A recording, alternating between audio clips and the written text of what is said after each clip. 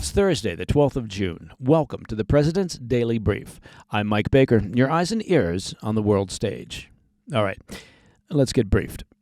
We'll start things off with a major breakthrough in the U.S. China trade war as Washington and Beijing agree to a tentative framework to solidify last month's crumbling trade deal. This after emergency talks were held in London earlier this week. Later in the show, while our eyes have been on the riots here in the U.S., immigration riots of a different sort are happening in Northern Ireland. We'll have those details. Plus, South Korea's new president halts propaganda broadcasts along the border with North Korea in a bid to ease tensions with the hermit kingdom. But will Kim Jong-un reciprocate? And in today's Back of the Brief, the U.S. warns governments around the world against attending an upcoming UN conference spearheaded by France that will call for a two-state solution between Israel and Palestinians in Gaza. But first, today's PDB Spotlight.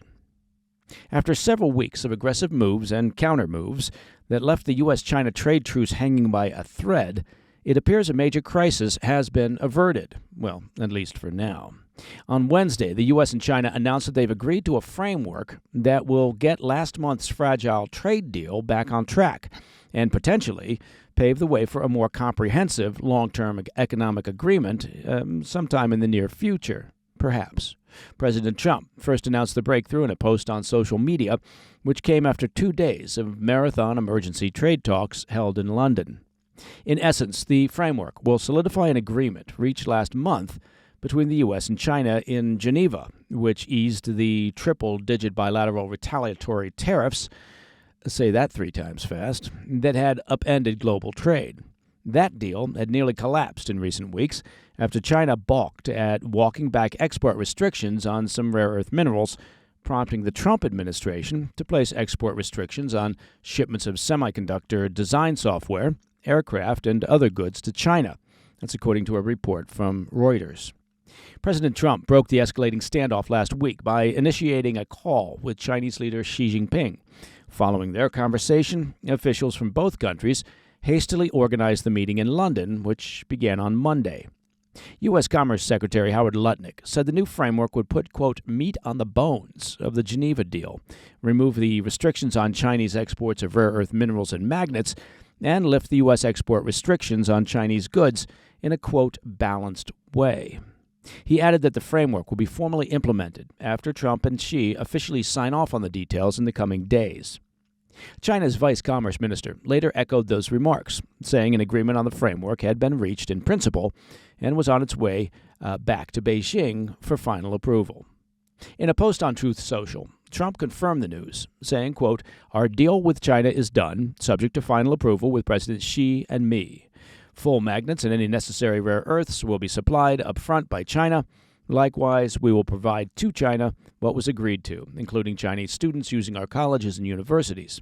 We're getting a total of 55% tariffs. China is getting 10%, end quote.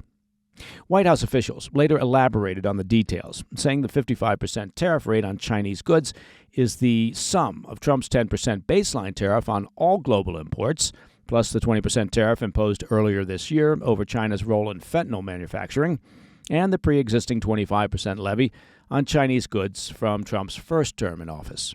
In turn, China will keep tariffs on U.S. goods at just 10%, as agreed to in Geneva last month. So, where does that leave us? Well, on paper, roughly in the same place that we were immediately following the Geneva summit in early May. But that doesn't mean important progress hasn't been made. While the Geneva truce may have lowered the eye-watering triple-digit tariffs that the U.S. and China had imposed on one another, both sides left those talks with a fundamentally different view of the specific terms of the agreement, which, as I mentioned, nearly led to the collapse of that deal. The latest talks in London offered a chance to bridge that divide, stabilizing commerce and paving the way for negotiations on a more comprehensive, lasting trading relationship between the U.S. and China. In a comment to Reuters, the senior director of the Atlantic Council's Geoeconomics Center put it this way, quote, they're back to square one, but that's much better than square zero, end quote. I honestly didn't know that there was a square zero. But details are still emerging from the latest talks in London, and it's not clear yet what the timeline is for further trade negotiations on a long-term deal. In theory, both sides agreed at the Geneva talks to an August 10th deadline to negotiate a broader accord, or tariff rates would revert back to 145% on the U.S. side and 125% on the Chinese side. Treasury Secretary Scott Bessent struck an optimistic tone, telling members of Congress on Wednesday that, quote, if China will course correct by upholding its end of the initial trade agreement we outlined in Geneva, and I believe after our talks in London they will, then the rebalancing of the world's two largest economies is possible, end quote. The U.S. China trade relationship has been a whiplash-inducing saga since the trade war began, and financial stability is far from a sure thing, particularly given the deeper differences between Trump and Xi's respective economic visions that have yet to be resolved. All right, coming up next, violent riots over immigration explode across Northern Ireland, and South Korea halts propaganda broadcasts along the border with North Korea in a bid to diffuse tensions. I'll be right back. Hey, Mike Baker here. Let me take just a few seconds of your time to talk about your personal finances and your hard-earned savings and how to protect them. Look, did you know that in the last 12 months, gold's value has jumped 30%? And central banks around the world are busy buying gold in record amounts. With the usual ups and downs in the stock market and the general uncertainty over the global economy and, of course, the trade wars, and let's not forget those BRICS nations pushing hard to replace the U.S. dollar, it's no wonder that thousands of Americans are turning to Birch Gold Group, because in times of uncertainty, well, gold can offer peace of mind. Birch Gold makes it easy to convert your IRA or your 401k into a tax-sheltered IRA in physical gold, or like a lot of folks, you can buy gold to store at home. Just text PDB to the number 989-898, and Birch Gold will send you a free information kit on gold. There's no obligation, just useful information. With an A-plus rating with the Better Business Bureau and tens of thousands of happy customers, take control of protecting your savings today. Text PDB to the number 989-898. A wave of violent riots erupted across Northern Ireland after two 14-year-old boys were charged with sexually assaulting a teenage girl, igniting racial tensions and unleashing some of the worst civil disorder that the region has seen in years. The unrest began Monday night in Ballymena, a town roughly 30 miles north of the capital, Belfast, after the two Romanian teen immigrants appeared in court. The hearing, conducted with a Romanian interpreter, ended with the boys denying the charges and being remanded into custody until July. That's according to the BBC. What followed was a rapid descent into chaos. Hours after the hearing, mobs flooded the streets, hurling bricks, fireworks, homemade bombs, and even chunks of scaffolding at police. So far, 32 officers have been injured in consecutive nights of rioting, and that number is expected to climb as the clashes continue. The violence has since taken on a darker, more targeted edge. Masked rioters have torched vehicles and attacked 4 homes in what police now classify as racially motivated hate crimes. One house was burned to the ground. Assistant Chief Constable Ryan Henderson of the Police Service of Northern Ireland said the violence specifically targeted minority families, telling reporters, quote, "When I watch families having their doors kicked in who happen to be from our diverse communities, I have to call that out for the racist behavior that it is," end quote. Despite deploying riot gear and water cannons and non-lethal rounds, authorities have been unable to contain the violent unrest, which quickly spilled into Belfast and surrounding towns. Roads were barricaded with trash bins and flaming debris as mobs launched bottles at police. Authorities say social media is being used to coordinate further unrest, prompting the police to request reinforcements from mainland Britain. Henderson warned, quote, "People are waking up today feeling genuine fear for their lives and their livelihoods," end quote. Now, Police Chief Constable John Butcher condemned the violence as, quote, "hate-fueled acts and mob rule," adding that the thuggery his officers and community endure, quote, "does nothing but tear at the fabric of our society." That sentiment was echoed by British Northern Ireland Minister Hilary Benn, who called the attacks, quote, "disgraceful" in a post on X and demanded an immediate end to the chaos. His post went on to add, quote, "this appalling violence and vandalism must cease immediately."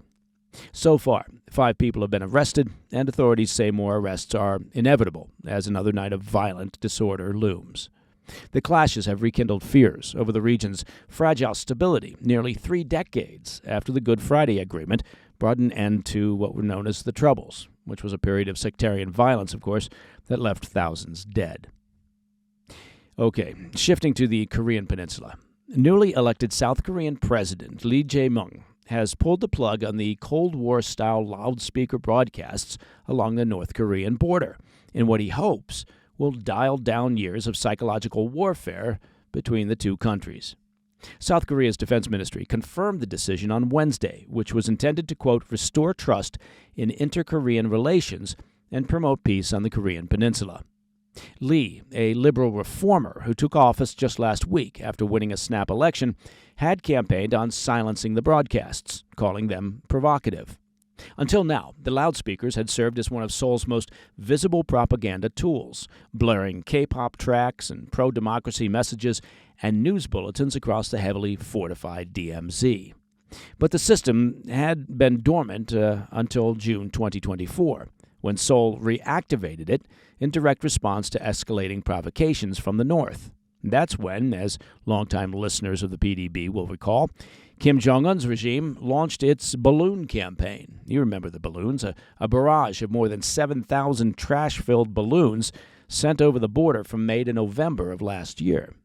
Some balloons carried basically manure and scraps of waste paper and garbage. In one particularly high-profile incident, a balloon dropped that garbage on the South Korean presidential compound. The balloon campaign was also Pyongyang's response to South Korean activists who had resumed launching anti-regime leaflets and USB drives loaded with pop culture and TV dramas, materials that Kim viewed as a direct threat to his dynastic grip on power. Lee's presidential spokeswoman called the shutdown a, quote, proactive step to reduce military friction and ease the strain on border communities, many of whom had complained of retaliatory North Korean broadcasts featuring bizarre sound effects that included howling animals and banging gongs. But the propaganda war is only a symptom of a much deeper freeze. Inter-Korean relations have cratered in recent years, and Lee's softer posture is a sharp departure from his predecessor's hardline stance.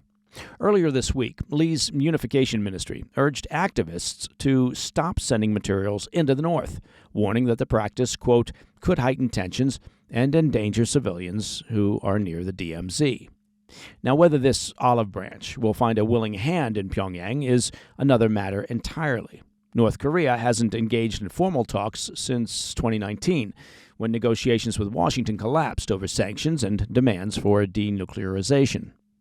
And as we mentioned on Wednesday's PDB, the International Atomic Energy Agency says satellite imagery reveals construction of a new uranium enrichment facility at one of the regime's nuclear complexes, and that could be taken as an unmistakable sign that Kim isn't planning to scale down anytime soon.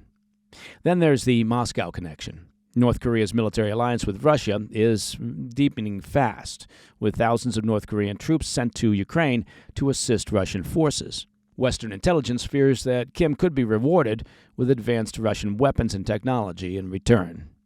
So far, Pyongyang hasn't commented on Lee's overture, but given their accelerating weapons program and growing alliance with Moscow, it's unclear whether South Korea's latest peace push will resonate with the Kim regime.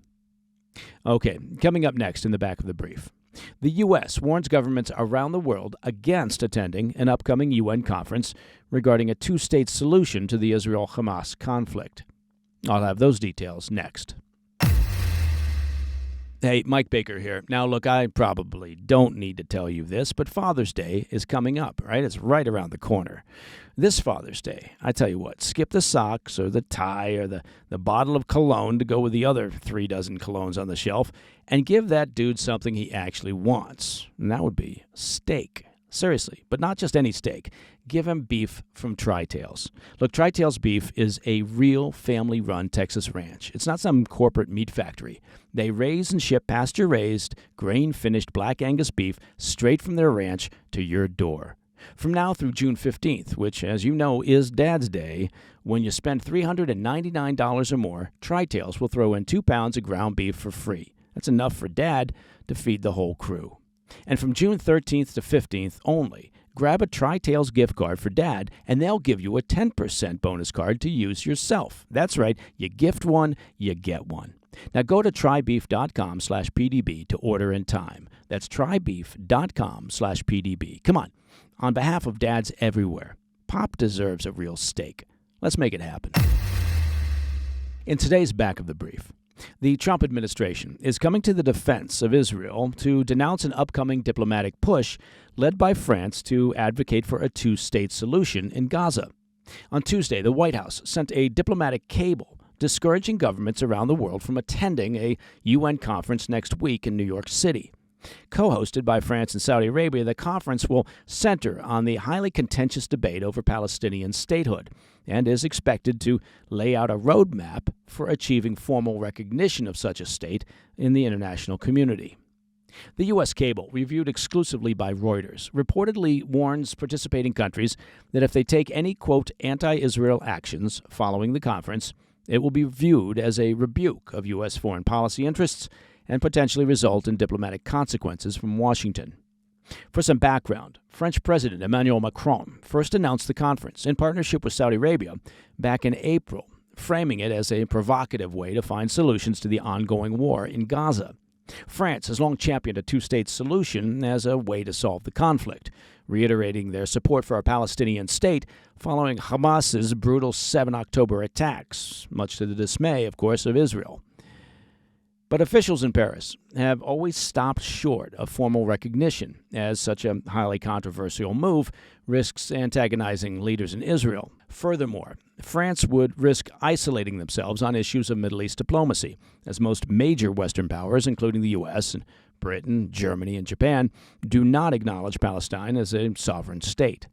In April, however, Macron said he was considering using the conference as a platform to have Paris formally recognize a Palestinian state, and reports indicate that he's still leaning that way. But the language of the cable could make Macron think twice about his position.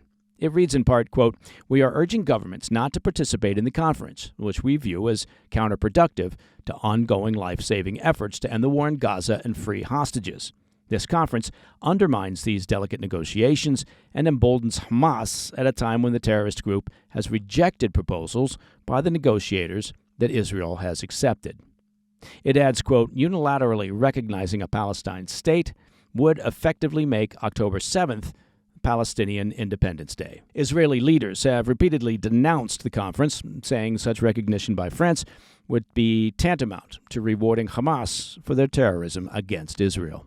And that, my friends, is the President's Daily Brief for Thursday, the 12th of June. Now, if you have any questions or comments, please reach out to me at pdb@thefirsttv.com. And to listen to the show ad-free, which of course you can do, just become a premium member of the President's Daily Brief by visiting pdbpremium.com. And remember to stop by and subscribe to our YouTube channel. That's out there in YouTube land. You'll find it at President's Daily Brief. I'm Mike Baker, and I'll be back later today with the PDB Afternoon Bulletin. Until then, stay informed, stay safe, stay cool. Hey, Mike Baker here. Now, most people know me as a former CIA dude, a businessman, and a podcast host. But, well, I'm actually also quite the expert on personal hygiene. You didn't see that coming, did you? So let's talk about sweat.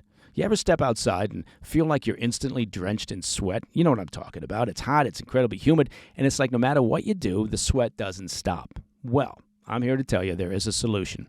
Introducing the Mando Deodorant Plus Sweat Control Solid Stick. It's not your average deodorant. It's clinical strength, delivering twice the sweat control compared to standard formulas. One swipe, and you're good to go with clinical strength sweat control. Mando's starter pack is perfect for new customers. It comes with a solid stick deodorant, cream tube deodorant, and 2 free products of your choice, like mini body wash and deodorant wipes. And free shipping. That's right, I did say free shipping. As a special offer for listeners, new customers get 20% off site-wide. Use the code PDB at shopmando.com for 20% off site-wide plus free shipping. Shopmando.com. Please support our show and tell them we sent you. Mando's got you covered. With Deodorant Plus Sweat Control, say goodbye to those embarrassing sweat stains and hello to long-lasting freshness. Hey, thanks for tuning in. If you enjoyed this video, don't forget to hit that like button and leave a comment, a really positive, nice, and kind comment. That would be appreciated. And if you're not already subscribed to our channel, make sure to subscribe and turn on notifications so you don't miss any of our daily updates.